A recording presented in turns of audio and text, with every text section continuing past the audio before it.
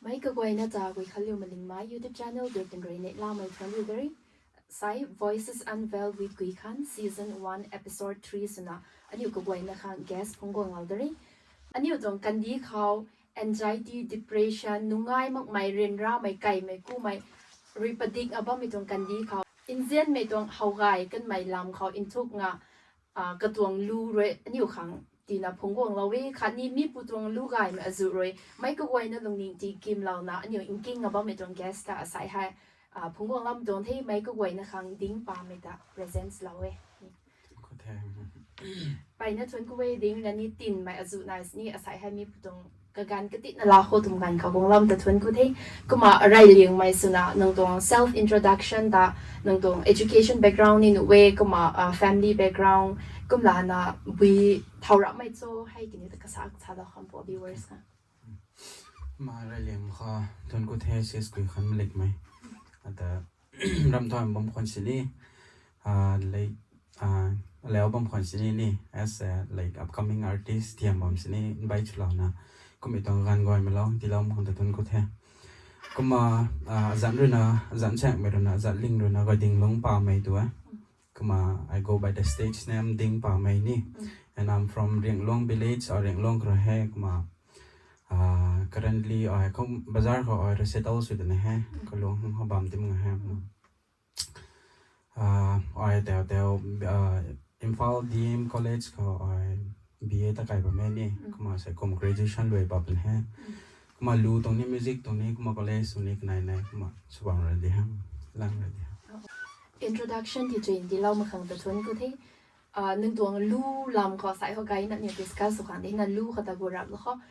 ไกด์ไม่สุนัขหนึ่งตัวที่กูลองนับว่ามันลู่ให้รวมไม่ละจนโฟกัสสุไกด์ไม่เท่น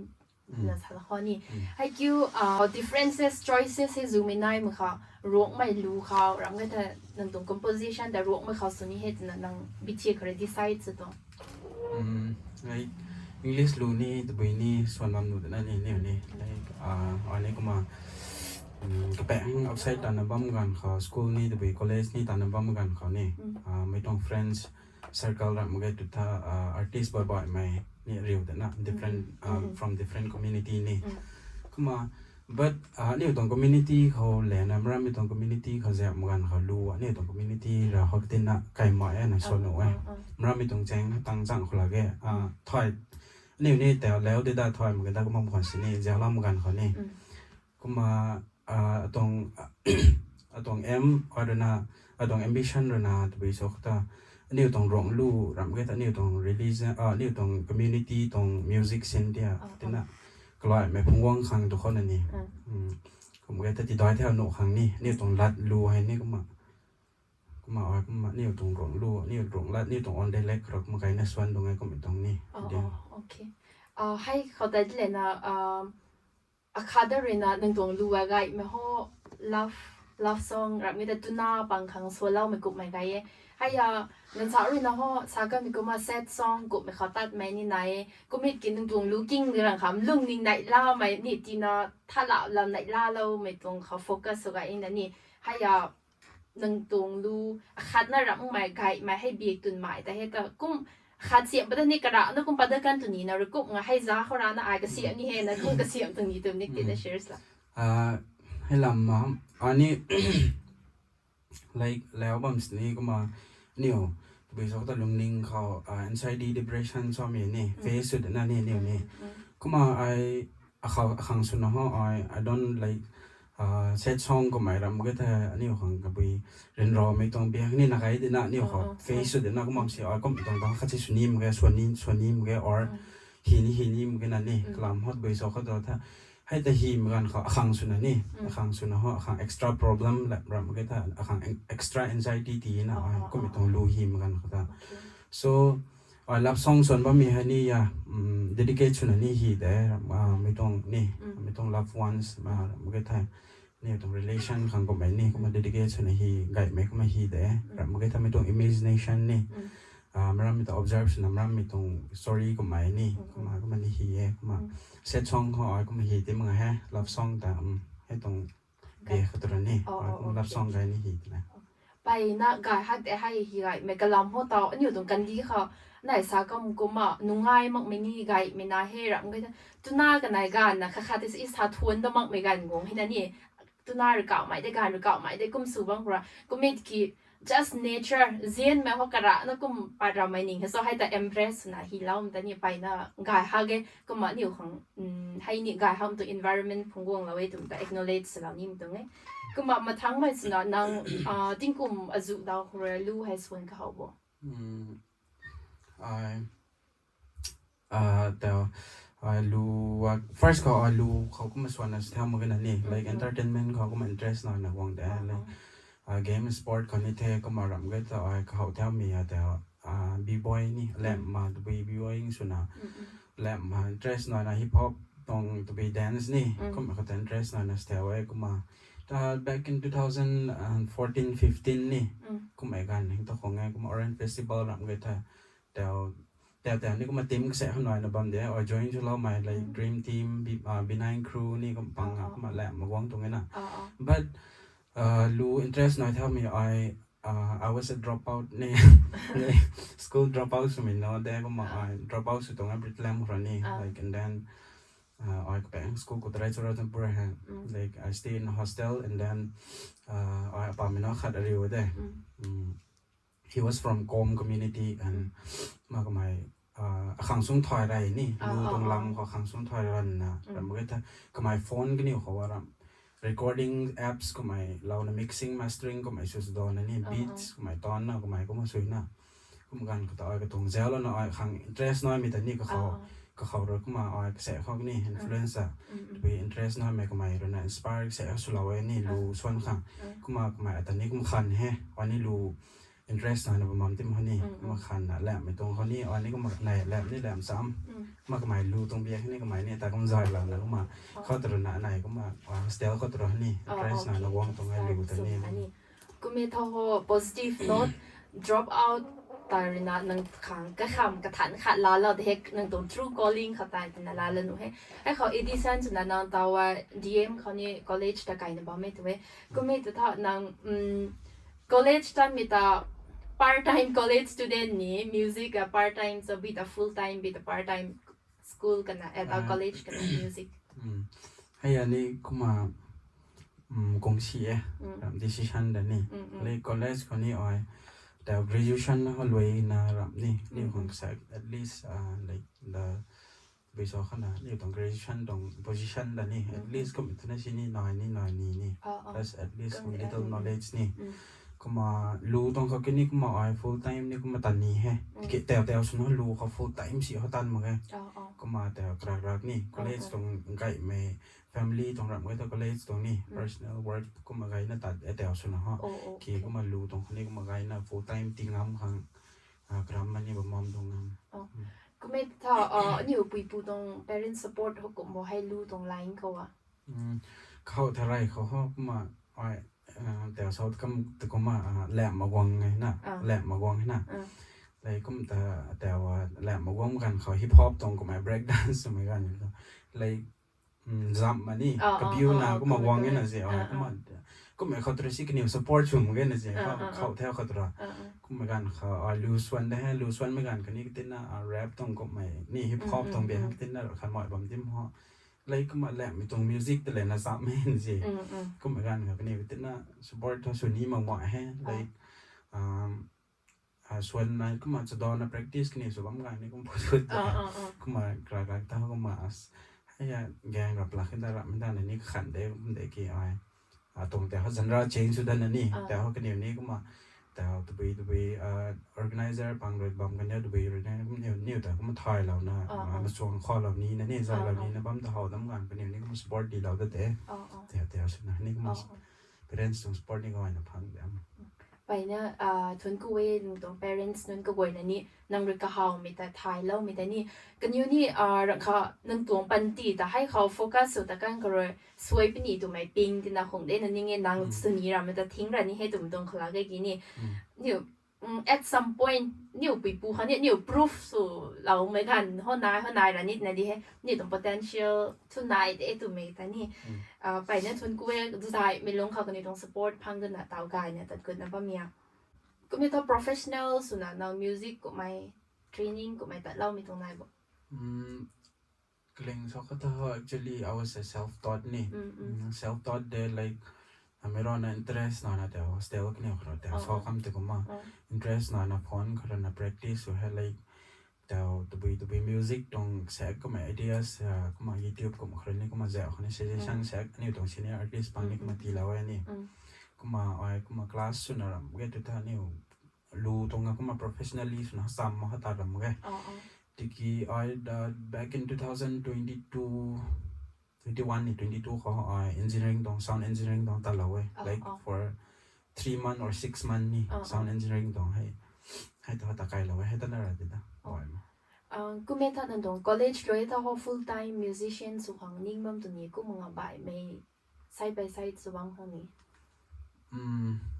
hay ta ai ni ko ma khanมันdongไงki tham khe ai ko ma music ni ko ma ka help ani ko ma study song ni to be ni ko ma ni focus ni de the graduation loi pa men aton at least be ni tong job source of income de na si me ge to ho de ni ko kung ma na ni lu na ka professional so na tat ba men ni ko family ka ma ne be kom ba ne kung ma me to na ta tin na tap ma di sen okay kam ta ho kan nai side by side niจุ่มแห่เดี๋ยวเราคัดส่วนนี้มีfinancial หกไว้น่าเซ็นด้วยหก good ไม่สั่งเลยนะนี่เซ็นด้วยบางเพนิดนายไรของหกกะเกนนายที่ก็มันนั่งเรียนรู้เขาหกเซ็นด้วยเบียดตัวนี้ผู้ตะบางคนนี่รู้เขาหกกันไก่มึงเขาตัด good เป็นเหตุตรงแต่จู่ให้เกี่ยวนั่งfurther professionally train ก็ไม่ตัดนะไอ้ก็ตัด good นี่ตรงนิ่งเล่าไม่ตรงนายนี้ก็มึงนั่งเรียนก็ถ่ายมีลงเข้ารับมึงก็จะถ้า self taught นะ practice นะก็ตัด good นี่เหตุนี้แต่ก็มาแต่ซ้ำด้านรับด้านตัวนี้มีตรงที่นี่ก็มาไอเดียสรับไม่แต่เนี่ยลงเองก็เสียหน่อยแต่กี่ professionally ส่วนไหนตรงมิวสิกตรงไลน์เขาหน้าเขานี่ก็มาฮอต full time สิเขาตัดราคาเขาซีมาไงlike มันใช้ใบใช้แต่ซ้อมตัวก็มานี่ก็มา at least ตรง plan นะก็มา studio ก็ไม่น่าสินี่ at least for myself นี่ก็มาhome studio ก็ไม่น่าสิแล้วน่าสิเซตส่วนนั้นลูตรงนี้ก็มาไซต์เขานี่ก็มาก็สวมเนี่ยนะนี่มันท่านก็ไว้ในตรง future หลังจากขัดเล่าไม่แต่ไม่ก็ไว้ในการ share สเล่าไม่แต่ไม่ถ้าในตรง songwriting process วิธีเขาสุดตรง lyrics ก็เขาเรียกเขานี่ melody วิธีเขารู้ว่าเนี่ยเขาต้อง engage กับวิธีกันนี่ดูไปสักตัวรู้ว่าครั้งสุดนะฮะI like example the beat ก็ไม่copyright ไม่นี่ instrumental track ก็ไม่นี่ YouTube เราก็มาไงมาเก่งกันนะlike to get our emotion นี่ตรง emotion เราก็จะ feelings แต่part ข้างแต่นี่ตรง ideas ก็แสกหน่อยนะรู้ track แต่ instrument แต่เก่งเหมือนกันค่ะ emotional สุดแต่ emotional นี่ or set สุดแต่ set ก็มาเก่งก็มาฮีบางไงบางนิดนี่ก็มาถอยบางคนแห้กี่มาครั้งสุดนี้ก็มา beat แต่เก่งไรไปเนี่ยก็มา track แต่เก่งไปเนี่ยก็มาให้กันก็แต่นี่ขอ idea นี่ amazing สุดเนี่ย observe สุดเนี่ยเราก็จะนี่ experience นี่ตรง experience เราก็จะ emotion แต่นี่ปานก็มาขันไปเลยนะ firstly ให้แต่ให้ก็มากันในมือเขานี่ roughly sketch lyrics ก็ไม่นี่ melody ก็ไม่ roughly ก็เงี้ยแล้วตัวนี้เห็นแล้วตัวนี้นี่ใครจะเป็นให้ก็มาให้ตั้งแต่แรกก็มาใครนะมันก็ตรง genres นี่ก็ตรง genres เราก็จะก็ตรงโทนลูตรงขัด shading นี่ให้แต่ตัวตรงลู type สุดก็ตัวเราก็ตัวตุ่มแต่ third ใครจะเป็นก็มาได้มาเขาลูแต่ก็มันก็ตรง genres เราหน่อยต่างกันให้ตัวท่า final lyrics นี่ก็ทำ melody แต่ harmony ให้ไว้นั่นแหละส่วนได้เลยนะ shading สุดต่างเลยนะก็มา final เขาก็มา demo ฟอนต์เขาเนี่ย record สุดห้องนี่ฟอนต์เขา recording สุดนี่ก็มา producer เด่นก็มาถอดแล้วแต่ก็ต้อง process นี่โอเคสันน่ะลู lyrics คิมตา music มินิค่ะให้กุมลานาบายมันนั่งไปดู inspiration ตาลาตองลูฮีค่ะ inspiration นะไม่ต้อง experience นี่แต่ไป relationship ของเราบางกันเดียวแต่ไปมันไม่แต่ไปเนี่ยเราเฮาแล้วไม่เราก็แต่เนี่ยตัว imagination นี่ไม่ต้องรันขันเรานะสุดท้ายมักสิน้อยหนึ่งละไม่ต้อง imagination เขาก็ไม่ก็มาเนี่ยฟิล์มก็เนี่ย movie เนี่ยก็มันไงเนี่ยจะเนี่ยก็ก็ตัวนี้ก็มา ideas นี่มันยังแสกหล่อนะมันสุดแล้วโอเคลูฮีมีกระดิ่งก็เขาตะโกนนี่ป้ามักเหมือนกันนี่นะของนี่นะ example ของนี่ไก่แมว washroom ก็ไม่ตัน phone cái này xin mà ta ra tụi ta idea cái mày bắt cái na chi cũng mày ta chúng mà chính mạng cũng mày đúng đó na hay khăn bên lòng ta hi đất này cũng là ninh tàu ra tụi họ gần sáu họ ta ra mà not cũng họ si phone cũng họ si là bạn cũng sớm này hay ta ninh ta share là lưuวันนี้ขังสุนัขhọ like phone ก็เราไกไม่หีนั่นนี่diary ก็ไม่นี่ก็มันnotepad ก็มันหีไปก็มันสิmaintain สุดๆหักมันก็diary ก็มาห่อไกไม่ phone ให้สิ้นตันที่มัน phone สุนัขนี่ได้นี่เราตัดล้อมบำกุฏินะเขาดูนะตาบำนี่ก่อขบำนี่มานี่แบ่งแสงตาบำนี่ต้อง phone เขาหมุนขึ้นนั่นนี่ให้เขาเมนสิ้นตันที่มันมาเข้าไกไม่ phone ก็เลยเนาะมา notes ก็ได้หีครับมา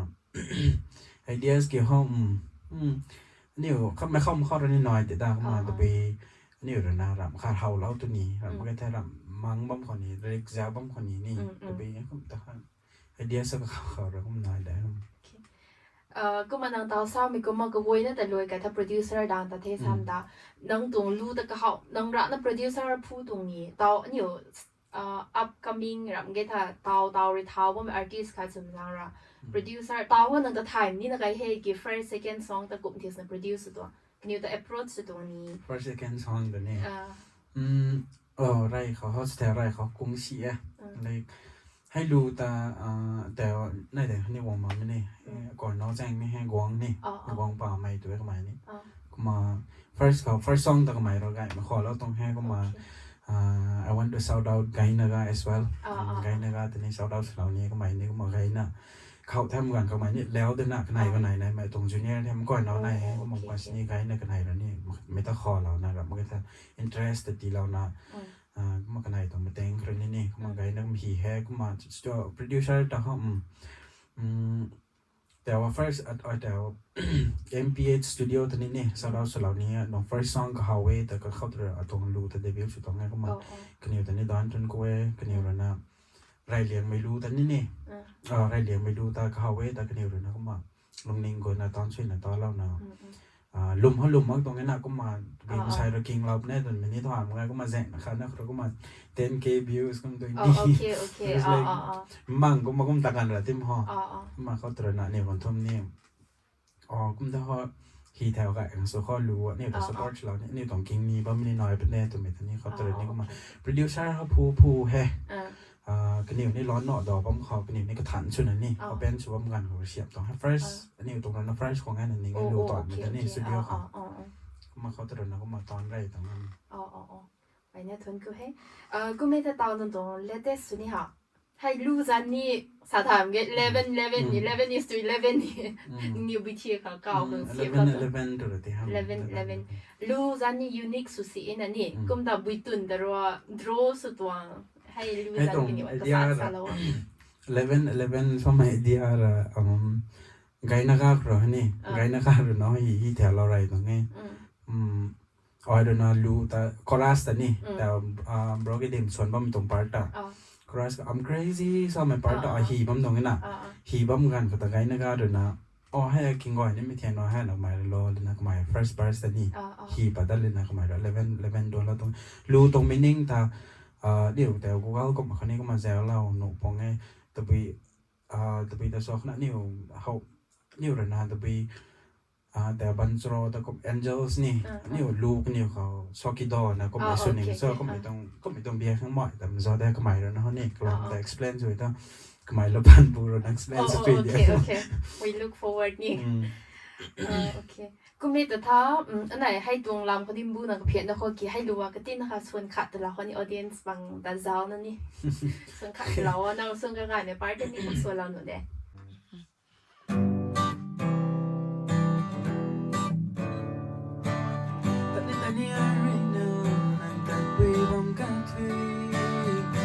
Zani I read now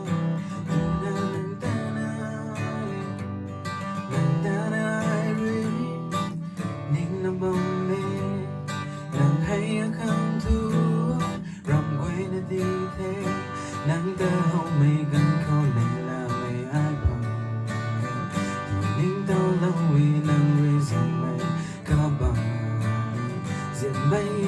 đi cái cho Cơ lính cho Hình thang cho Tình biết thuyền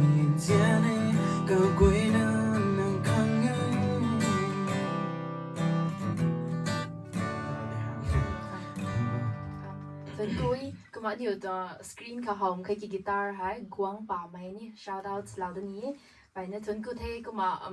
ai cũng mà life kinh tàu ha privilege là đồng mà dự như nào mình thấy mình kia hay mà gọi là thằng số lao nó bấm tung thế nè kinh sắm lâu hồ tụm ta cũng mà sao lao đến nhỉ thế hayเขาให้รู้ไว้ว่าmusic video สินะปะเราให้นั่นนี่ให้ต่อวิธีเขากันอยู่ approach สุวงอันนี้ให้รู้ที่ปะไรตรงนี้ให้ process ต่อ music video ต่อ experience ต่อนี่สักเรารู้ปัดเรานะ after like 5 months ก็ไม่ต่างกันนั่นนี่ like รู้ปะไรเขาติดนะให้ดีหังงามใช้ปังกิ่งเหมือนกันนั่นนี่รู้ว่า Spotify ก็เดี๋ยวเขาviral แต่แถวน่ะมันตัดคัดแต่ FB ก็เดี๋ยว social กันนี่ตัดแถวเหมือนกันก็ต้องให้ director direct production ตัว director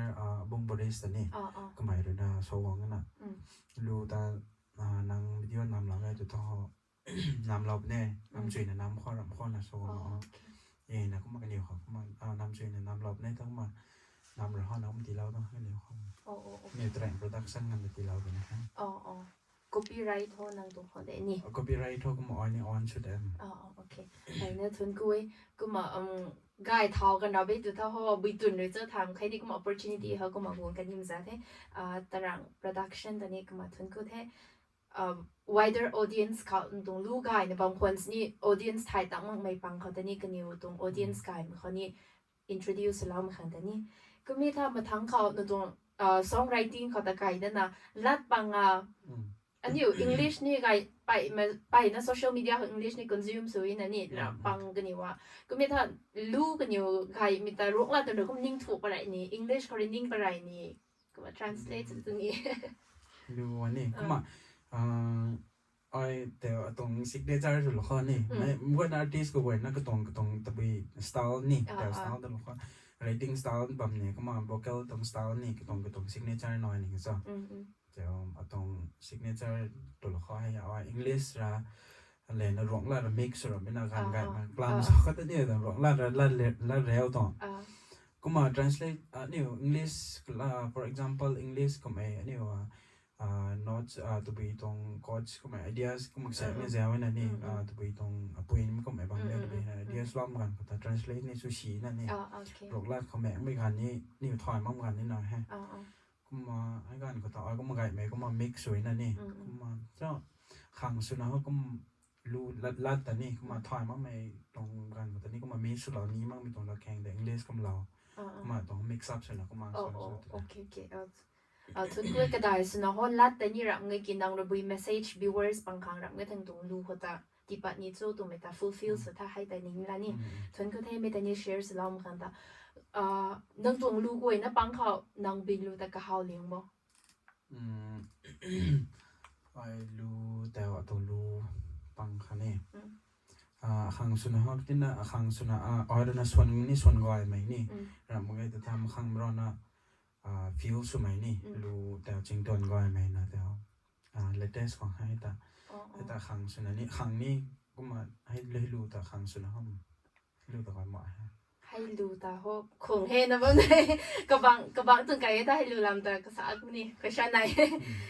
มาทั้งไม่สุดนะ local artist ค่ะสุดนั้นตัว biggest challenge เป็นไงบ่ challenges นี่อ๋อเดี๋ยวนะ face สมัยตัวคนนี่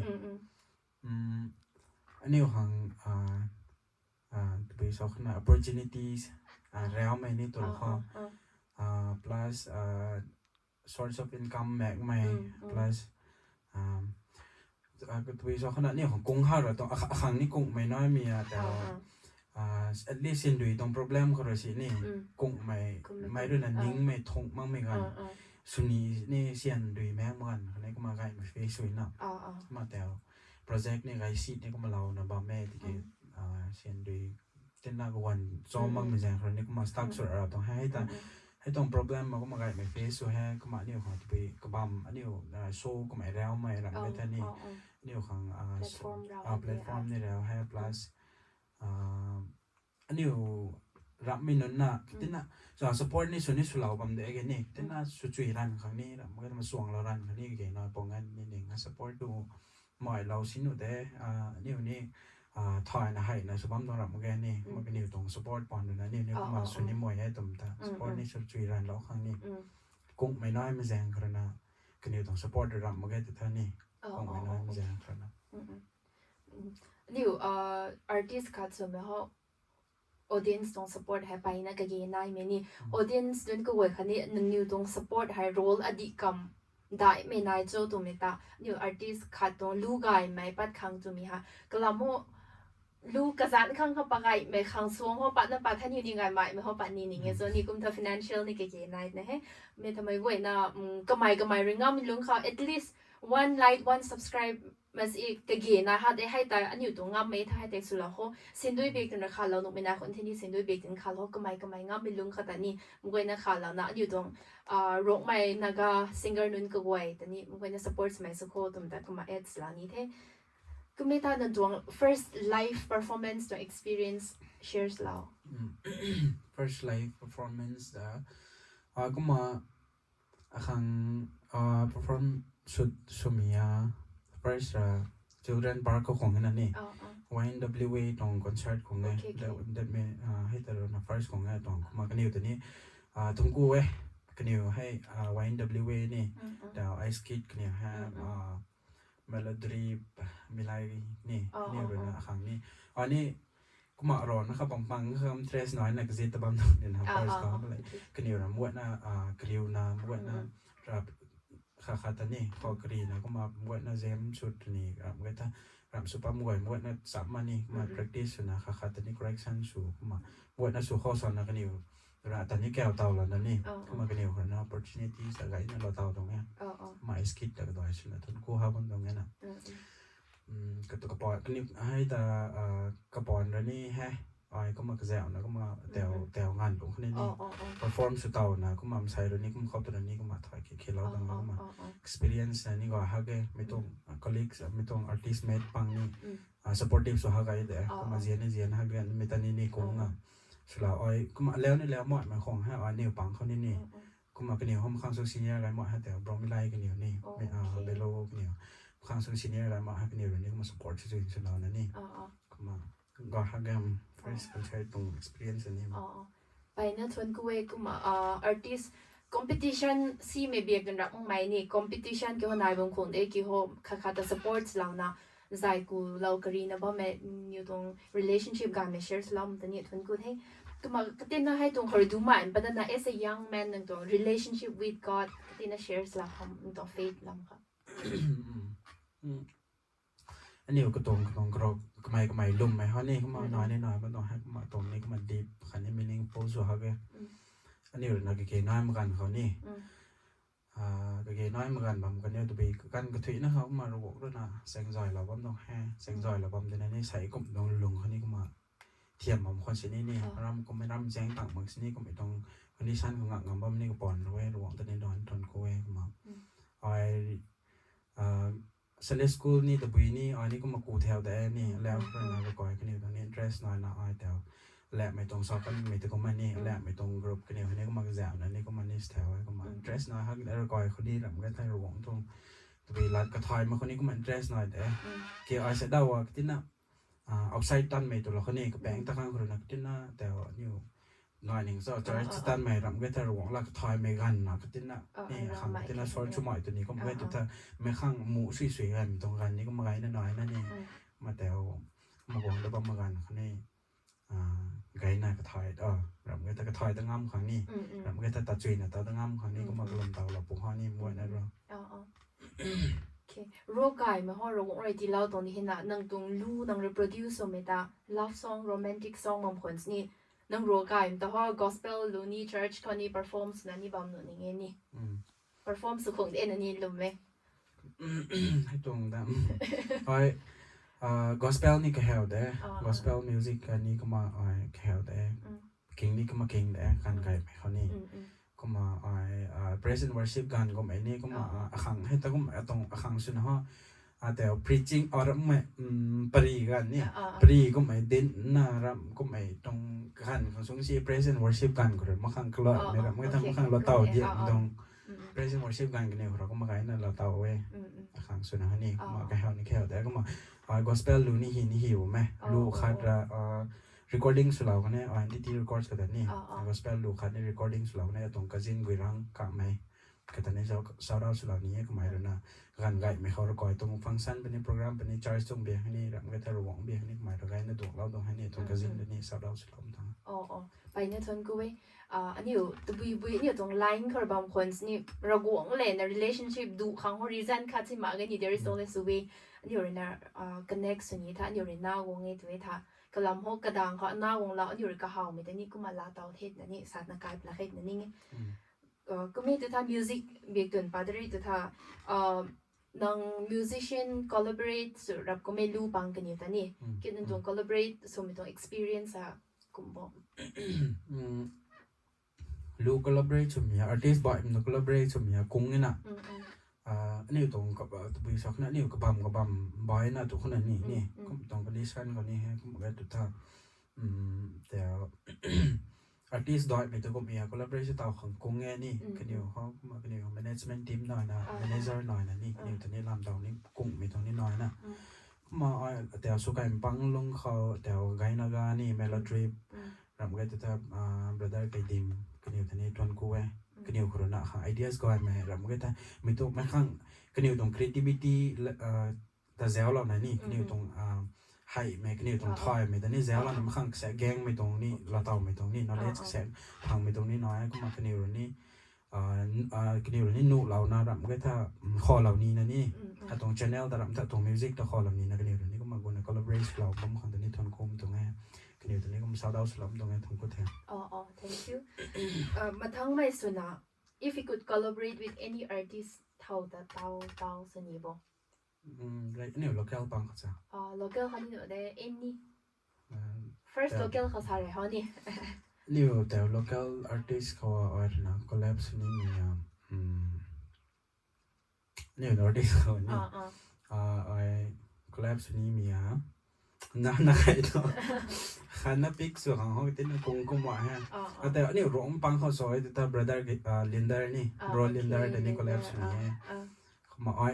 try นี่ส่วนหนึ่งไงมา opportunities นี่น้อยตั้งเขาหนาเขาทันขัดตัวเรากันแน่นี่อันนี้ตัว producer แดงนี่ก็มาส่วนนี้ style ปงไงนั่นเองไงมาแต่ว่ามิโซเบียงรนาจีนี่แต่นี่ก็มาก็ตรงเพนส์ค่ะแถวก็แล้วเขาก็มาก็ตรงฮิปฮอปตรงเขามิวสิกแถวที่มันนี่จีนี่แต่นี่ก็มาไกลนะแถวไว้ก็มาแต่international ซ้อมกันเขา One Direction ตรงแต่ fans เดียว I started looking แถวรับตัวมอ One Direction ตรงรู้ได้กิ่งแถวใหม่นี่ก็มา first of all One Direction ตรงแต่ hard fans เนี่ยก็เนี่ยแต่นี่ international เขาสวยแต่ก็เนี่ยแต่นี่ collapse นี่ฮะเนี่ยก็มีตรง opportunities หน่อยบางคนเนี่ยทับเลยได้ให้แต่sky is the limit นี่อันนี้อยู่ในกระรำมาตะกุยคนเนี่ยถ้า we never know นี่ของ future เขาที่ของปีหน้าจะตุ่มตาคันนี้brother Linder นี่ตอนนี้สุดเต่าปุ่งเด้กระลำเขา approach ส่วนเขาใกล้มานี่ไงจะนุมังเมนนังไอตรงนั้นท่านี่นี่ค่ะมันทางเมมากันนี่ไงนี่กูนี่มีการคันนี้นาฬิกาหอมกูนี่ลาเต่าไม่ยิ่งสุกันดีว่าคันนี้ข้างสองไกลรันไหมลาเต่าไม่สุกันดีว่าแต่น่ะก็มาสารนี้เท่เอาฮะนี่อยู่ไกลสินี่สาไกลแล้วกันเท่ดาวจีนนี่ดาวแล้วกันเท่ให้กันตัดงานบางมันทนกูไม่กูมาอยู่ดาว break ราคาจนนะ next session ดาวก็ตุ้มใหม่มั้งค่ะกูมาตะไกลทั้งส่วนข้อนี้Welcome to the Musician's Nest, the best jam pad in the town with high-end soundproofing. They provide a vibrant space for seasoned musicians and budding talents alike, with premium facilities catered to diverse music genre and ensured an unforgettable and musical experience. Located at the prime location and top-notch amenities, Musician Nest is the ultimate destination for music enthusiasts seeking professional jam pads and rehearsal rooms. It's open 6 days a week, that is from Monday to Saturday from 7 a.m. to 8 p.m. to cater to the needs of all the artists, with just a minimum booking charge of Rs 300 per hour. The Musician Nest is located at Chingkyulong near CHI Cherubs, Tamenglong District Headquarters. Thank you. ไม่กว่านะคะกันได้ messages นะพงกงเราได้มีเขาโหกระตุ้มใหม่นะคัน interesting สมัยนะตัดไก่ตลกโห fun fact มันใช้นุ่นเรทไทยมากไหมมาไม่ต้องลืมบนตัดใหม่แต่วันนี้ short temper ต้องดูต้องมองจริงไง นะให้เป็นนักซีมองหมอยคนให้เก็บแต่นะ short temper หมอยมันนี่ละใช้แต่แต่นะก็ห่างกับเราหนุ่มบ้ามันสิแต่นะนี่คนหมอยนะเราไม่โซก็มีแต่นะหล่อหมอยให้คิวแต่นะ temper short temper อะไรเดี๋ยวถ้าเขาลืมปวดทันหมอยไม่โซนี่เดี๋ยวตัว generation ด้วยนิดนะคงที่เห็นนี่ไม่กว่านะคะนี่ real สิ่งส่วนอยู่เจ้าไก่เมียเจ้าช้างก็มึงกินนะโอเคทุนกูเท่กับมึงอะซาโลมึงขันตาก็ไม่ท้าเห็นอยู่ตรงให้ question ปังอะไรมันเขาอยู่ตรง former guest คันนี้มาทันแล้วก็ไม่ปังให้นั่ง concert กับ my gigs กับ my ตอนนี้มึงกันเขาตัววีตรง ritual รำแต่ตัววี TX สุดแล้วบ่gigs ก็ไม่ concert ก็ไม่ตอนนี้มึงกันเขาก็มาแบบ packing เนี่ยวันก็ไม่ packing สุดแน่ก็มาวิชาขนาดเนี่ยกระดูกไม่ตัวขันเนี่ยซ้ำก็ไม่เทียบตัวนี้รับตัวนี้เนี่ยตัวนี้ก็ไม่ไม่ก็ไม่แต่ก็ไงไม่สวยให้แปลงตัวปานนี้เขาเนี่ยโอเคกระหล่ำเขาไงมาซิมถามว่าเกิดอยู่ at least อยู่รับสิ confidence นิดนึงแล้วนี่ฉันก็ได้ไม่ต่างจาก favorite naga musician naga เนี่ย favorite naga musician นั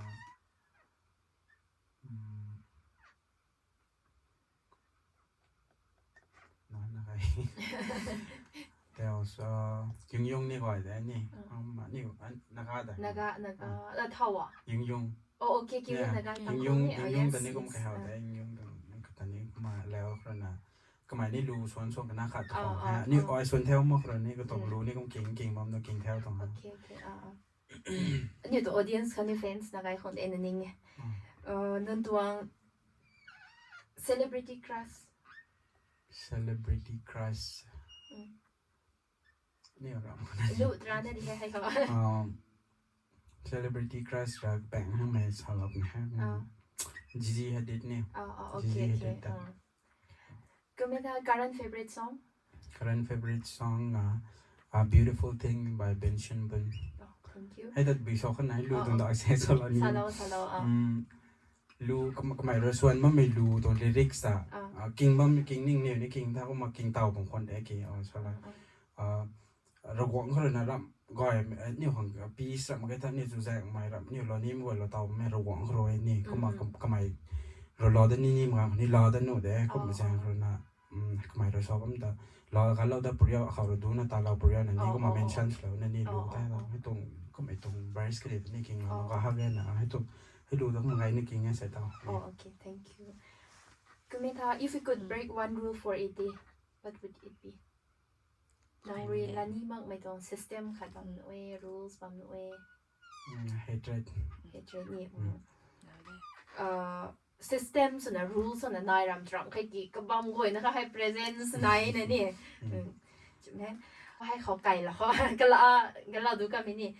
จริงตัวไก่ไหมฮะ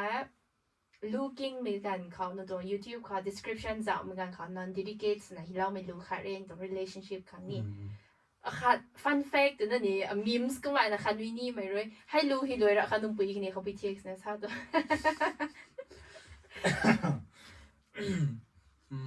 อ๋อเดี๋ยวนะก็มาฮีนะแบบมาจะคักนี่ทักนี่ก็มาเก่งช่วยนะเก่งเราเด็ดกินนี่อ๋อเดี๋ยวนะก็ไม่ข้างรำข้างตรงมิตรอ๋อ family เลยนะฮะ discuss สุดรำแกอ๋อสอนนี่สอนรำแกกลับมาให้ตรง personal เดี๋ยวนะนี่ดูมาฮีนะสวมเขาก็มา family เลยนะฮะที่ดูรำตรงนี้แกสอนรำตรงนี้ก็parents ในตัว relationship ก็ที่น่า share หลังจากตุนกินนั่ง share สุกไอ้ระที่มึงอันนี้family เขาจะshare สุดได้ก็ให้ได้มอมกันไหนแต่เนี่ย supportive สุดให้ได้เจนเนี่ยเจนกุ้งนี่กุ้งให้ได้share นี่สุดได้ก็เกี่ยน้อยไม่ไหวนี่นะเกี่ยงบัมนี่ดังงานหรือไม่บัมเนี่ยก็มาไหนก็มาใกล้แต่งานลงคันนี้ก็มาอะไรไหนแบบนั้นก็มาเซลบัมเดนี่ I don't have any source of income plus แล้วcollege life กูบัมเดียวกันไหนก็มาเซลนั่นนี่ดิ่งหมดแล้ว ให้ที่ตัวเขาตัวเขาไม่กี่ให้ description แต่ปากไก่ที่อ่างให้ question นะปะละตรงนี้ตัวมันกี่ไม่รำเขาที่ตัวเขาไม่รำก็กี่อันนี้อยู่ตรง society ไปตรงเขากระติดนะคะกันแดกสุดแต่วงไงจะท่าฮิลอยรำนั่งกันเท่าไม่ก็ไม่เท่าที่ตัวไม่กี่นานต่อเราหักเด็กนั่นนี่เราห้องค่ะตัวมันกี่นี่ลูกค่ะ produce นี่มอสินด้วยนี่เกิดคันนี่ไปนะ consume สิ่งนี้ so ที่ว่า next song ก็จะมีไหมคะตัว future daughter in law ก็ฮิลาไม่เห็นแต่จุดมา imaginations นะคันนี้ด้า history หักไงฮิลาเว้นาง feels นะฮิลามีแต่ไม่ไม่ relationship ปังครั้งนี้ก็มาฮิทายจะมั่งปังเขาให้ตัวนี้ dedicate นะนี่สิ่งตรงไหนของให้ตัวไหนลุงไงก็มาจริงตัวกิ้วนึงในกันลิงเขารำบ้างค่ะก็ไม่ตัดนะก็เราจักไม่ตัวนี้ just imagination ค่ะ ตรง imagination ได้ like I'm in a long distance relationship นี่ โอเค ก็มามีตรง imagination แต่ไปชอบขนาดจริงตัวก็แบบรับ movie ก็ไม่ต้องชินก็แล้วนะแต่ animation ก็ไม่ต้องชินก็แล้วนะไอเดียตัวของตัวนี้ได้แต่ไอ้ตรง animation ตรงตาเจ้าเรานะไอ้เทียก็มาฮีแต่อันนี้ก็มาตาเจ้านี่เนี่ยชอบแต่เนี่ยไม่ตรงก็มาไหนนี่ก็ตาเจ้านี่เนี่ยตรงไอเดียเขาตักแสกละปันนั่นนี่มาจริงตัวก็บ้ามว่าเขาตัดก็มาตาเลยนะนี่มันจะตัดไม่ต้องชินตรงไหนมีฮีเป็นแล้วโอเคทีถ้าnext question single or taken เขาทันจะมาสิหนูคงเห็นอันนี้ไงให้รู้เรื่อง explain สู่เห็นอันนี้ไงก็ไม่ทันดังตัวนุ่งง่ายมากมายหรอกท่านตัวในเล่าไม่ญี่ปุ่นนี่ให้ใน share สมกันกันนั่งทอขอไก่เมตาบอมปุ่นปุ่นกันนี่ตัว relationship ตัว friend circle ก็มาตัวไปชอบขนาดมวยนั่นตักมันสนอมันจะได้นั่นนี่รับเขากำไปมันตรงนี้ลัดชีนะกำจอนี่มีdirect จอที่มการแสเขาก็มาชอบปลักนี่ไม่ชอบนี่เวลานี่ก็มากระไรเขาก็ struggle สมกันแน่นอนแล้วกันเด็กแต่สุดน้องมาข้างกองตั้งล่างหมอยนาระหมอยทั้งมันแต่ชอบคำแต่ว่ามามีเรื่องพอแต่นี่ direct ชอบปลักนี่ไม่ต้อง relationship พอนี่บอมในห้องไม่ต้อง friend circleแม้โดยน้องกายมองเหมือนกันแต่ก็เป็นเนี่ยแต่direct ก็สอนแต่ไปเล่นกันนี่ไปเนี่ยทนกล้วยให้ยาอันนี้กับเรานำไปลุงปัวบ่มีสงว่าชาเราตังให้โทษต้องดงปัวบ่นังนี่ step ขัดไก่ตัวนี้นี่ละนี่กุมหลานนะ misunderstanding นี่มาแค่มันทั้งไม่สน on the scale of 1 to 10นังระนั่นนังแต่ rate อาจุที่นี่บ่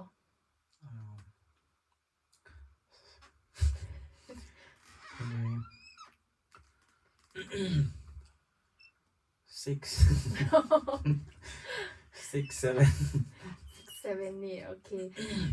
นั่นตัว red flag in women 2 red flag in women จะน่าปังเขากระหาวมากไหมนี่บีซอขนาดเป็นอยู่ใครชี้ไม่ก็ใครชี้ไม่ก็ไม่นี่ลำพูมด้านไม่ซอหน่อยอย่างซอเราไม่ป้อมไม่บัมกันเดียวน้ำซอยลูไม่ช่วยลุงก่อนเนาะผมเนี่ยไรชิมเราก็ไม่เนี่ยรัดเนี่ยเช็คสูชิมเราหน่อยผมจะก็มีแต่เนี่ยเดียวไว้second point แล้วกันส่งถ่ายบ้างไหมโอเค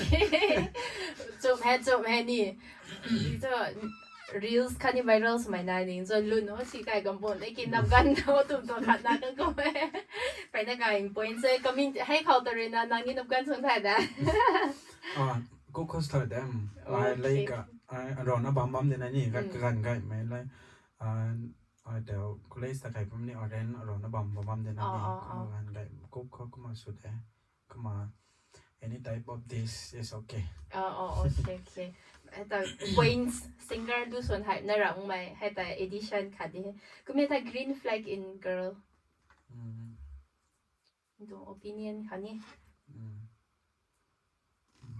ไม่ได้แข่งไหมนี่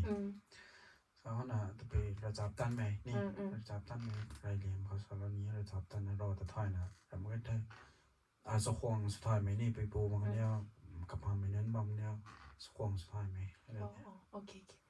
ก็หักไม่ point เซกลัมตัว fans ปังนังตาเซียนนะนังตา support เหล่านี้ที่มันนังเรซาเราไม่ points ปังแต่นี่กันยูนิพิวนะตะกุดปงเฮดไม่รู้ไหมให้เขาแต่ซาดนะอันนี้อยู่ตรงนังตา support เรานะบ้ามีนางไทยไม่ไทยมักไม่งั้นเรนายนะบ้าให้นี่ relax view นายบ้ามีตานังไม่กวยเนี่ยแต่ไทยละตั้งคลาเค้กไม่กี่ กันอยู่ตรง support แต่นังนี่ทวนกูนะบ่ไม่ acknowledge นะบ่ไม่ตัวแม่เรียนแม่สุนะให้ไก่เมตุนานุนี่ก็หาวไว้เทศนะนี่เงินตรงรู้แต่ตุนาครั้งนี้โฟกัสนะนี่ส่วนไก่ที่มันนี่กุมจาระจริงตัวแต่กันนี่คงโซเล่าไม่ให้แต่นักที่น่าส่วนขัดนะ Zene sao mê rơi na biến mà tình mịch thủy na giao bầm ni lúc nhìn khao nắng ta na cả khăn nề một cây đã ngâm là khê su đến ra lâu đời đi thô quăng thô bom khao nắng rơi giao lâu ni biến na lần gai mây gian mây nắng ta thank you จุเราไม่กวยนะนี่เปลี่ยนในบางคนเทศไม่ลืมไหมคือมันอยู่ตรงไงรวยนี่รวยสายกับนี่เทให้เขา your biggest fan in the whole wide world นะก็มาสายกันค่ะเรื่องเท่าวงไม่นี่ questions ฟังค่ะเล่าไม่กันค่ะตาฮีเล่าไม่ก็หักแต่ก็มาปั๊บเราเนี่ยถ้าอย่า brother ดินนี่ DG action นะ DG action ตัวนั้นนี่ DG reaction video สวยก็มาแล้วนั่นตัว11ก็ตัวนี้ก็มา choreographer ขัดสักกันตรงไงก็มาหมายถึงตัว biggest fan in the whole world เห็นนะซะตัวบุยลงยิงเผาโบ fans ปังรวยเขานะให้ตัวดิ้งนี่ให้ตัวดิ้งนี่สาร approach สู่วงไม่กันข่าวนักหมายเลยทันแล้วไว้ให้แต่นักแต่ละคำพูด fans นะไม่ต้อง approach วงกันคนนี้นั่งตาเขาเหมือนกันให้ดิ้งนี่นะก็รำที่ดวงไม่ feelings บ่อยไม่ทำแม่ก็ได้ก็มานี่จะไปไรเลี้ยงเขานี่ไม่ต้องแฟนชิแกไม่ต้องแค่ไม่ต้องรู้แต่แค่ให้แค่ชอบไม่ถอยให้ตัวทนกูเว้แต่ไม่ลงนิ่งแต่นี่ก็เนี่ยทนกูเว้ไรเลี้ยงเขาก็เนี่ยแต่ก็มาทนกูไม่ลงนิ่งแต่ก็มาได้นี่ก็มากันเนี่ยแต่นี่ไปเทียบสวยท่าเนี่ยนี่กันเนี่ยแต่ที่เปียเราโนบนี่บอกกันเนี่ยแต่ไปเทียบสวยท่ากันเนี่ยนิ่งไม่ต้องรู้ฉันเราโนบนี่บอกแต่ไม่แต่นี่ก็มาไกด์นะก็มาขันบาร์ที่ให้แฟนตัวไปไม่ต้องรู้ไม่ใช่เก่งบ้างไหมเนินข้างแต่นี่มาวงกันเนี่ยเราเพราะฉะนั้นก็มาก็ไม่ตัวเหมือนกันแต่มาในข้างลุงนิ่งดอยไม่ตรงนี้น้อยนี่ก็มากันเนี่ยร่วมกันเขาในรอไม่ลุงนิ่งดอยไม่นี่ทนกูไม่ให้แต่เนี่ยเนี่ยทนกูก็ไม่เนี่ยสวยมันนั่นสาวพงเทศไม่ลืมเทก็มีท้ายขำไก่ไม่ส่วนตัว favorite color ตรง favorite color orange นี่โอเคการไม่ orange ก็หอมนี่ก็เสียกุมท้า favorite Bible verse ครั้งสุดนะให้ John 3:16 นี่แต่ก็ให้กันกล่าวว่านี่แต่ถ้าระวังด้วยนะกันหนอเป้าคันนาทีแล้วไว้สอยนั่นนี่ก็มาเท่าวันนี้ก็เขาลืมแล้วไม่นนเขาริงซ่วงไม่รอพังไปในซอยหนึ่งซ่อยแล้วก็มานี่แต่ก็มารูคริสเตียนไม่นอนนั่นฮะมาลุมมานี่ตรงเฟซแต่ติปมาประมาณกันนิ้วครั้งนี้เนี่ยเขาให้ปันตีเขานิ้วชี้นะรับก็ตะกับบิวนะเรนรองนะจักงานลักงานลุงเราบางสินี่ก็เขาลุมแล้วคันนี้ก็เขาเป่าแล้วก็ไม่ได้ริงซ่วงไม่ติงแฉงนี่ไทยบ่มสินี่หน่อยไทยแต่ละแค่ตัวมีตัวน้อยนั่นนี่ก็ไม่ตรงแต่ละแบบJohn 3:16 ตรง verse แต่ว่าให้กันthank you มีตัว verse shares เล่ามาครั้งตอนนี้ไปนะทุนก็ที่ก็มาอยู่ตรงคำไกลไม่สุนาไอริทันตังเรามั่งไม่นางเรียนตรง audience เขา shares เรานี่ไม่นายคนนี้ไทยรำเกิดตาเราเรียนสารเรานี่ไม่นี่ last message นะสารเรา audience กันนี่นั่งตัว audience กันนี่ทุกคนเขาแกsister นี่ก็มากับตรงทีมทุกคนเขาแกก็มากันอยู่แล้วนะส่วนเราบางคนที่รำถอนมันก็artist แล้วนั่นแหละก็มาผ่อนที่สักเรานะเฮาเตาเรานะแก้วเตาเรามาแต่ทุนกล้วยก็มากระตันนี่ support ชุนซีนะสุดเราบัวกวงดำกันคนนี้ดอยรันนะสุบังบองไอ้นั่นนี่ลมไหมข้างซุนซีกอยรันนะดอยรันนะนี่ก็มา production house ตรง production team นี่ดอยนะก็มาตอนปังงของมาส่งซีนะมาส่งเราก็อ้อยนี่ก็แซวนะนี่อ้อยนี่ก็แซวนะ support เราเนี่ยก็มาในเดี๋ยวนี้รับตัวบีนะสิcomment นะสิ at least like นะสิ subscribe นะสิสุดเราไว้ห้องไว้นะนี่เบียร์ของเรานี่เรานี่ก็ติดนะบางคนสินี่ก็มาตรง looking บ้างไม่รับก็ตรง subscriber นั่นตรง friends นั่นนี่ก็มาซีตรง channel แต่ subscribe สุดเรานำไว้นะวงนิ่มกันครับวงนิ่มกันอันนี้ตอนนี้เขาจะปุ่มปองไงก็มาเนี่ย subscribe สุดเรานะก็มาควรsupport ชุบผมละครซีตอนนี้นี่ที่ตลาด thank you ก็มาตรง subscriber กันซาจุนซาลากันเทนึงตัว fans ปังคันนี่ special สินะซาลาแต่ซอก็ไม่แต่ก็มาทงคู่ไม่รัดรำงานรำก็ถ้านึงนิ้วแต่ดูวิธีสุดท้ายที่เบียร์เราโนบนี่บอทุนไม่แต่น่าจะได้แฮมปี้ของเราไม่ทุนคู่เขากันนิ้วเรา support เราแต่น่า at least this the past 2 years นี่ maybe 3-4 years บางวันนี่ I gave มาตะขาหน่อยให้ dead ต้อง sickness ด้วยนะmy kidney fails นะ we have some problem นี่ in the family so ก็กันไกไม่ไรปังงามstuck สุดแล้วให้กันก็ตา dead แนวนะบ้างกันต่อไอ้ติงกุมขัดเอารู้ regular สุนัขเสียมแถวนี้ให้นะเข้าไว้แต่ debut สุดแล้วตรงนี้นะเข้าเลยนะเข้าตรงนั้นไอ้ full time ตะวันมันตอนนี้ก็หักนี่ตรงนี้รู้ไงสินี่มอนกันแค่นี้ก็มาเข้าแต่ติดนะหัง problem หน่อยเราตัวนะให้ตรงเก็บก็ต่ออาเจนนี่เทปเราตัวนั้นนี่เด็กตรง sickness กันก็ตาก็มาเจนนี่เทตัวนี้ก็มา drops เราแต่ซ้ำเกี่ยวอะไรนี่ไม่ต้อง support ชัวร์มันต้องเฮาติมฮอกิ่งนี้นะข้อเหล่านี้นะว่ามันต้องเฮาติมฮอกันอยู่ของนี้ก็มาตีแตกมันนะตีเราตัวนี้ไม่ตรงตัวนี้ว่ามันต้องขาดเอาเกมนี่หน่อยให้เกี่ยวใส่กลมก็ตินะ active สมองนะบัมตรงไง active สมองนะบัมลงคนนี้ก็มา support นี่แตกมันนี่วงมันไหมlike gig ซึ่งก็ไม่ตัวบีนี่โปรแกรมของแกวต่อแล้วไม่เราก็จะเรียนนะนี่ตัวบีตรงนี่ตรง likes view subscribe นี่ก็ไม่กลัวนะแต่ตรงนั้นแม่ตอนนี้ทุนกล้วยก็มาวางนี่เหมือนกันคนนี้ก็มาแตกมันสลาวก็มาไอ้พวกตัวนะนี่คนนี้ก็มาแจ้งไว้ตรงนี้รู้ว่าใช้กลุ่มมาปานนี่ปากไก่หมดเป็นแน่ก็มาให้ตรงรู้ไว้ให้นี่อะไรตรงก็มา support ช่วยไก่เพราะไม่ตัวก็มานี่ support ช่วยตินข้างตะซุนซิมบูนะสลาวไม่ต้องข้างซิมบูนะสลาวนะให้แต่ละดีฮัมไปนะทุนกล้วย share สุดในสลาวเท่คันนี้ family เขาวงตังมากไม่นานแต่นี่เราบอกเลยนะไก่ตะถะthat ก็มา April last year April ก็ตัด transplant ส่วนนี้ transplant ส่วนแต่เขาขอปัจจุบัน this coming April 1เนี่ยเธอก็มา 1 year ตั้งปัญหา transplant ส่วนนี้โอเคไก่แต่ท่านเทียกไม่เราต้องไม่สุกันนี่ทุกคันนี้เรา running เราต้องมี projects อาจุกวยแต่นี่เราก็เรียน CM ที่เราไม่สุกันนี่ก็มาเดี๋ยวต้อง viewers ก็กวยนะนี่ไก่แม่นิวขังก็ไม่พุ่งกงเราขังกระรำรันนะกระรำเรานะบ้าไม่ได้นิวกวยนี่มาจงสีนะมาจงเราโหดนะก็มาสารเรานี่มันตอนที่อินคัมได้ไม่สุนะอันนี้จงไซส์สตูดิโอให้นี่อันนี้จงซาร์น้ำแกงไม่กับคนที่นั่นลุงนิ่งได้แต่ที่บ้านเราไม่ปานใครมีผู้จงกับบังไก่ไม่บังขาเนี่ยอินเตอร์แอคสตาร์นะบ้ามีตรงนี้ให้ขังตัวนี้ทุนกูไม่ด่าแล้วตัวนี้มีตรงนี้อันนี้จง artist อาจู musician bands อาจูนายนะบ้าไม่ก็กวยนี่นิวจงjamming สุมีการข่าวรำถ้า practice สุนี้มีการเขามีผู้ตรงเตียนี่ book สลาวนุ่ยกับบังเขาไอลิงนี่ที่เราตับนี่จนแต่เมื่อวันนะเขาก็มาสาเรานิ่มตรงที่อันไหนตรง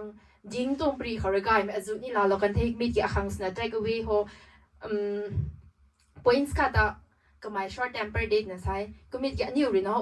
wider audience เลยนะฮะก็ไม่ให้เซียนไม่แต่อินทุกงานล่าไม่ปูขันอีกายไม่ positivity spread ไม่ปูขารีดนะอันนี้เลยนะก็มาลาเราเว้ยให้กันได้ยังกริ้วด้านมีกันค่ะอันนี้ตรงปันตีเขาซีไม่กายไม่หัวนายเนี่ยเด็กมีกี่อันนี้เลยนะมันใช้นึงข้างบุยแต่ present สุนีโบนี่มันใช้นึงข้างนี่เลยนะบุยที่ปานิโบตุ่มแต่อันนี้กระปะจุยเนี่ยกระปะนะกายไม่ได้ลุงเรียนปัดไม่นึนแต่สุขโคตุ่มไม่ได้สาเรานะให้เขาเรียนงานแล้วเท่จริงดิ้งตอนนี้ทุนกูเท่ขันนี้สาวเราในบางไก่มวยตอนนี้ทุนกูเท่